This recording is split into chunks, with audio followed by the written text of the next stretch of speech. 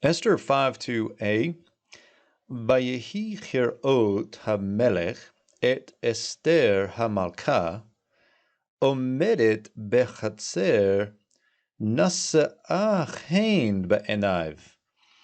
So we begin here with the vav consecutive on the call, imperfect third masculine singular of haya, a very common form, the vayiktal form there, continuing the narrative, and it came about. Then we get this kaf preposition on the infinitive construct of ra'ah, to see. Now this would be something like, as the seeing of, hear that construct, as the seeing of the king, and the as here would be something like temporal. Now, these prepositions on infinitive constructs followed by a subject is a common way that Hebrew will create a temporal clause. So this would be something like, and it came about when the king saw.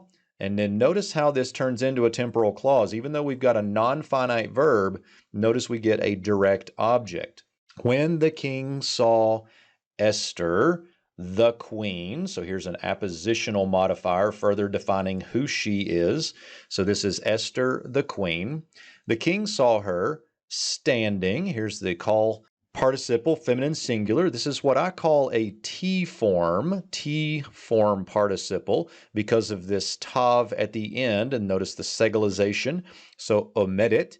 And I call this a T-form because of the tav, but this could be just another alternative feminine singular form. So the queen, Esther the queen, standing in the court or at the court. Notice the vowel pointing here on the preposition. This is actually the vowel pointing for the definite article when it's in front of a guttural letter with the long kamets. And all it does is give a little bit of dissimilation of sound. Ea, ea, ea.